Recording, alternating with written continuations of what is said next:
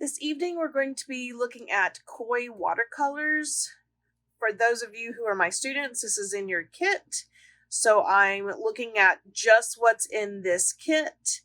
At the end, I'll pull in some other brushes, and I will also be doing, in a later video, some in-depth other techniques to use with watercolors. But this is just strictly this kit and how to use what is in it. It's a very basic thing. So actually just opening the kit.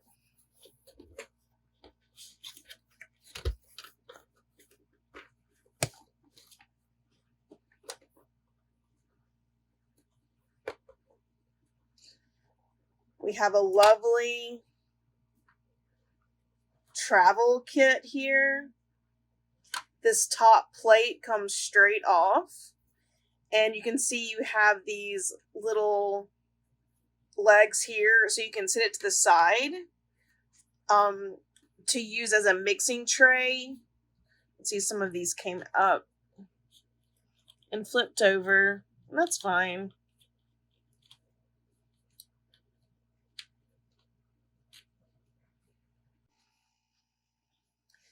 This will be a mixing tray. I'll show you what we use this for in a second. But this, what I like about this is that it just nestles in like this, and it's easy to deal with.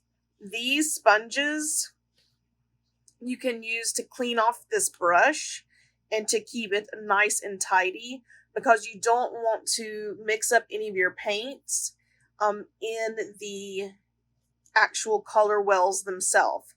One nice thing about this kit is it has the numbers, so if you run out, you can order those again. On the back here, you see a list of what you have, almost like a swatch. We will do in a separate video a swatch of all of these, but I'm not going to do that in this video because it takes up that's a whole video in itself.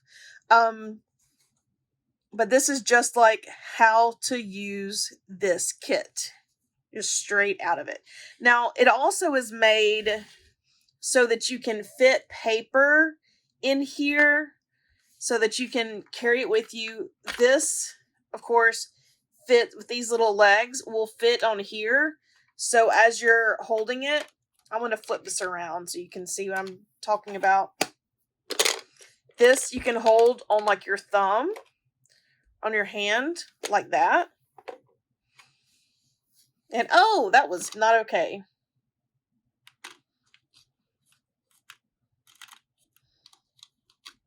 And what I'm doing, if this happens to you, you need to, and what I'm going to do is to take this little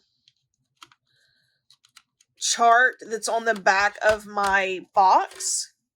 Take this chart that's on the back of my box. I'm going to cut it out and probably put it right here or somewhere, or maybe on the back of this, so that if this does come out like this again, I'll know where these colors are supposed to go, because I can see from my chart where these are supposed to be, and it's not a scary day. But that could have been just not fun. So when you put your, I'm not going to flip it back over again, but when you put your thumb here on the bottom, you can also attach the tray. If you saw how I did that, attach the tray like this, and you can have it, you don't have to set it down on something.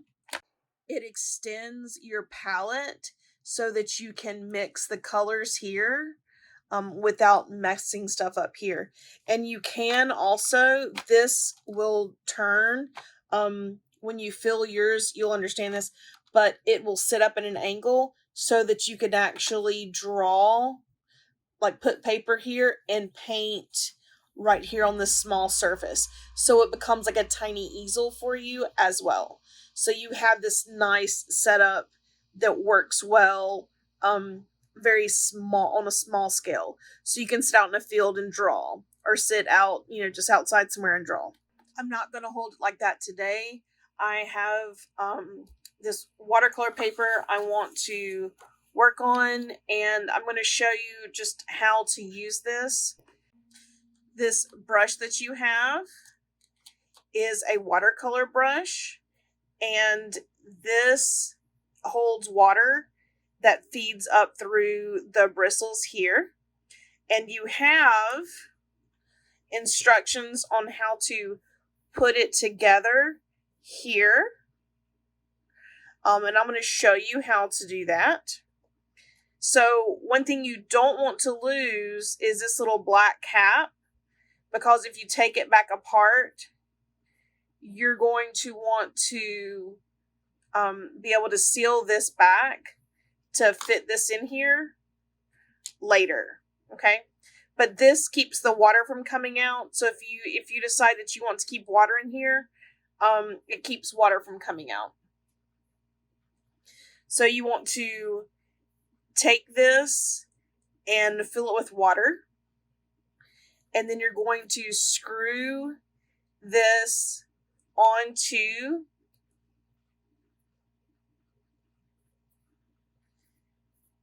your paintbrush, and then just pull this off, and then it has this nice brush for you to use. Now, this is the one that comes with it. This is another type. There's many kinds of these brushes out there for you to use. This is by Kuretake. This one is one that I use all the time. They have these brushes with different types of brush tips to them. So that may be something that you're interested in. We'll talk about that at a different time. But while I was pulling this out, I just thought I would show you that other one. So I'm going to add water to this, and then we'll get started. One thing to remember, if you are turning this to put it on and you feel like it's not going on, it's because you're turning it in the wrong direction. You need to turn it to the left instead of turn it to the right. A lot of the things that we have and that we're used to turning, turn to the right. So this is going to turn to the left. So that's one thing that I just wanted to remind you of when you're working on this. It is good when you're working with watercolor to have with you a shop cloth or a paper towel to clean up and keep the water itself intact. One thing to remember about this brush is you need to drain it and dry the brush if you're not going to use it for a long time. You can leave it in your kit if you put this back on this barrel. If it has some water in it, it shouldn't hurt anything.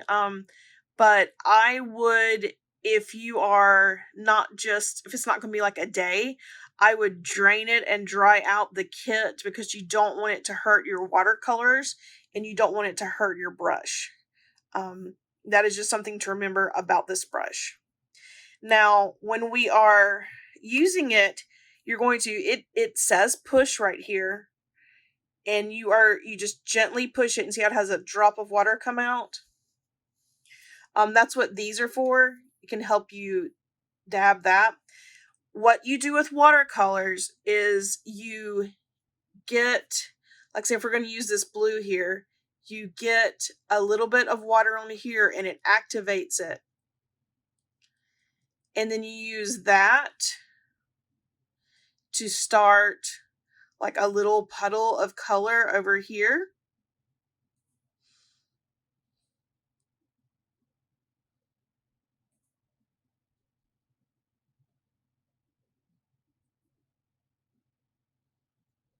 And if you want to paint with that, that's perfectly fine. You can go through there and paint beautiful passages with this color. It's one wonderful thing about Koi watercolors is it's very vibrant.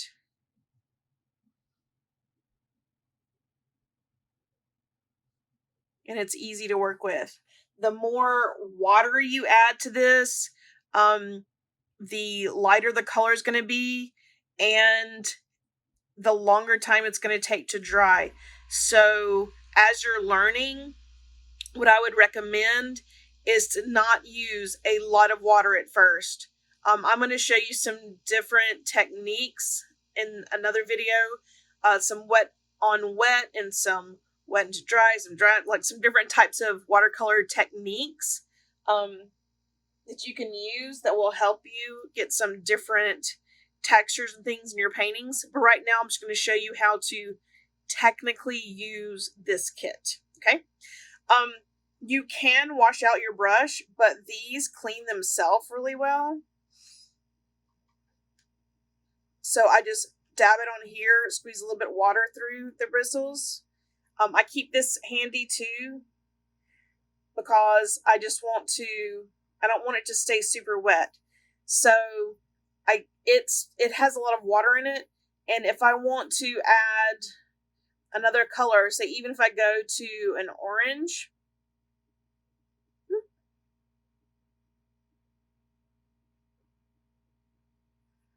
I don't want to mix these colors, even though they're both orange.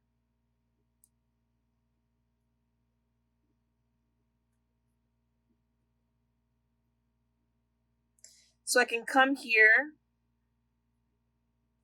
If you're wanting to mix colors, so like I have this orange, if you can see that here, I'm getting this orange and then cleaning my brush.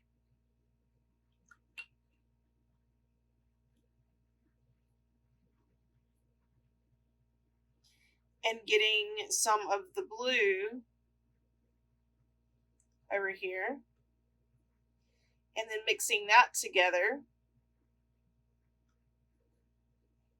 on the palette so that I didn't mix up those two colors and then painting with it. So I get a little bit more desaturated color there. So it still has some beautiful juicy color, but it has been mixed.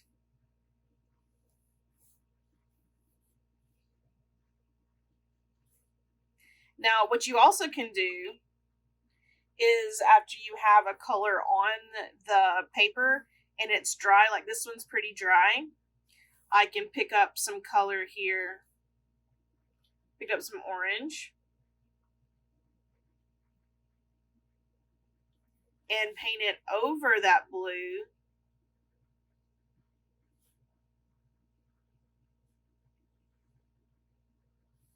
So I'm getting some neat color there. And you can see as I paint over the blue, it's lifting up some of that blue and trailing it with me in that orange. So that's things to remember. One of the main things I'm doing is keeping my brush pretty dry, and so that I'm not just letting this stuff go super muddy. So I'm adding some, I'm going to turn this so you can see it. I'm pulling up some yellow. I'll pull it into my little warm palette here. And I'm coming in to this area, and you can see how when it comes over there, this is dried some more, and it layers up beautifully. So a lot of times when people think about watercolors, they don't think about it layering on top of each other. I'm going to get a really pretty dark color and let that dry.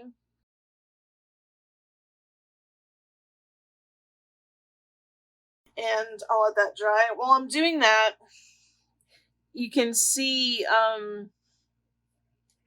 how these work. Once a color is dry, it's not going to bleed into the other one. So if you let your colors dry, they'll lay on top of each other. If you take a color, I'm going to do this on purpose. If you take a color like this right here that's really wet, and you take another color and you add water into it, it's going to bleed. See how that's bleeding? And it'll blush. Let's do some that's big so you can see it. I'm gonna do it with a bigger brush. Where that paper is wet, if I come back into it with another color, like if I come back into it with this red,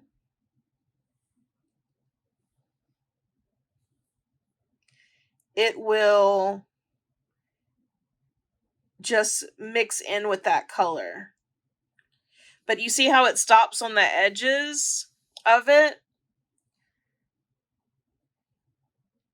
It won't go out into that dry paper. So even if I take this and just use there's a little pink in it, and that's okay. It may help you to see where the water is. But if you can see where that water is right there, it has just a little bit of pink in the water from that red.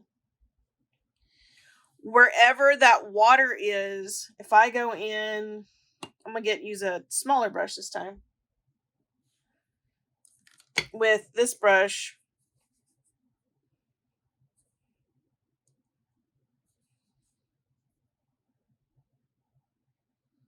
and just drop watercolor, it will only stay within that area. Oop, it jumped over because I dropped a bead of water.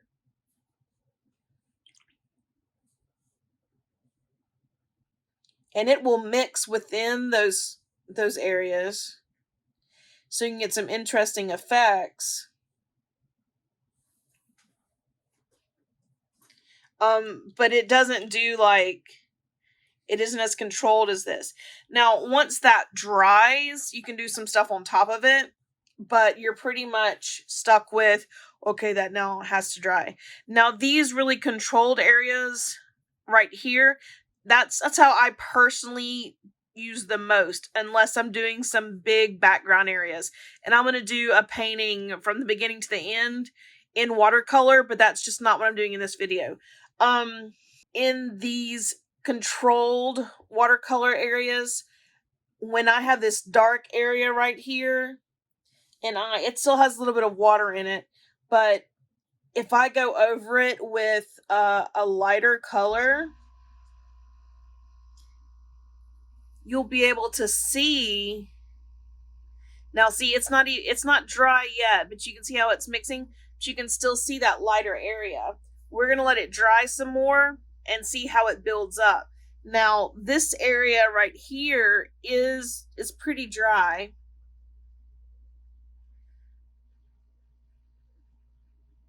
So we're going to paint some there and see how that looks built up. So you can see how that is almost opaque, but it's layering. So it's really nice when you're doing figure paintings or just really anything really where you're having to layer up thin transparent layers. You have that luxury with this paint because as it dries, you can build up light on dark passages, and a lot of times we think that with watercolor we don't have that luxury, but it's perfectly a wonderful and beautiful thing that we can do with watercolor. So one of the lovely things about watercolor is it has this beautiful transparent nature, and you want to use that to your advantage and build up things. Now, if you notice how it's sort of trying to buckle this paper, I haven't taped it down or mounted it down because I was just doing this little demo, but you have to make sure this is 140-pound paper. It's really pretty thick paper. There's thicker watercolor paper than that, but it's pretty thick paper. But with all this water on here, it starts buckling. So you have to make sure that you're either not getting a lot of water on it, or you have prepared your paper to handle all the water you're going to put on it. And that's something that happens in the planning process. You'll learn how to do all of that. Now, a lot of times I like to either work on paper that has been prepared, or on something like this board that you can do watercolors on, but it's not going to buckle on me. And sometimes I even do watercolors on wood, which I'll show you how to prepare the wood for watercolor. But these I like as better surfaces than paper because of that buckling. And so I'll do a demonstration on that for you. Now that's dried a little bit better. Let's see how that works. So we have some lighter colors. You can see how that's building up.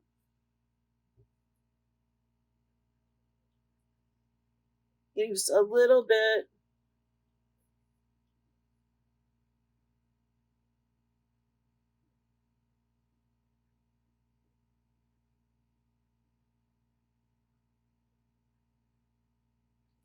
See, I'm building up on that, and I'm able to get passages that are lighter and darker. And see, this has a little bit of water in it, so when I pull it across, it blends.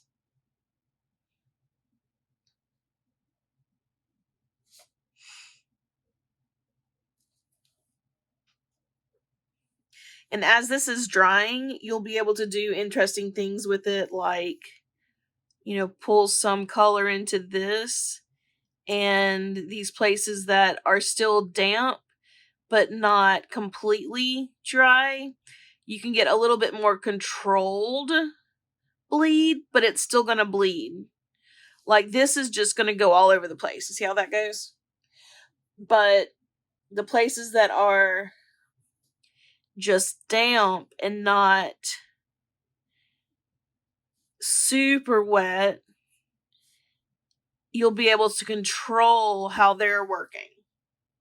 So it gives you a lot more as you're learning to control how much water is on there, or how that's working.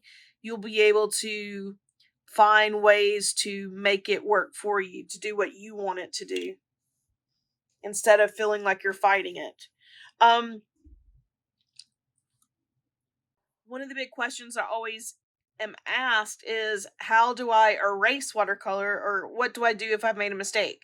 So I'm going to show you a couple things. The first thing is, with watercolor, a lot of times it's wet. So you can just go in, and I'm not going to be pulling. I'm going to be going straight up and down. So I'm going to go in and I'm going to place this, and I am just dabbing that up and down. And pull it up, and it's pulled up that water, and the paper's sort of buckled, but it's pulled up a lot of that color with it. And I can go in with clean water and get up most of that color.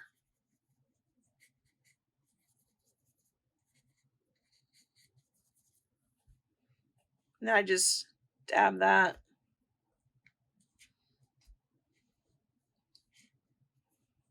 So that it's almost completely gone. And I could keep going with it. My paper is really wet, so I don't want to really mess with that too much. In an area like this, looks like it's almost dry. If there's something in there that I want to make gone, I'm going to get a different type of brush. This brush is a little more stiff. Too much. I'm going to take this brush and go in and be able to lift that area.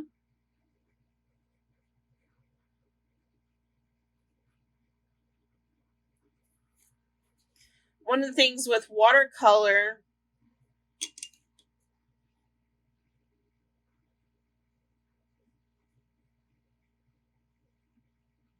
if it's an area that's too dark, one of the things with watercolor is you have to, sorry, this edge over here is going all over the place,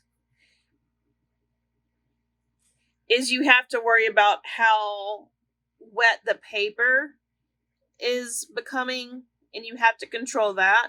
As you can see, there's something fuzzy on this brush. You can see I've blended out this line some. But you could try different types of brushes and different types of blotting. Like if I get tired of that, I can blot that down and then keep coming back into it. That was just making a mess. Watercolor is a wonderful media to use because you can use it quickly to capture your thoughts, and you can carry it in your bag because the way these work is I've activated these and they're just ever so slightly wet, but they've made all of this paint. And even when they get wet, they'll dry up and they're not going to just go all over the place. If you keep this kit pretty clean, it'll last you for a long time.